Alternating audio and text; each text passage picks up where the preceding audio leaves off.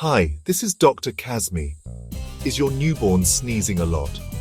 Good news, it is usually completely normal. Newborns sneeze often because their nasal passages are tiny and sensitive. It is their way of clearing dust, milk droplets, or mucus. They are adjusting to the outside world after 9 months in the womb.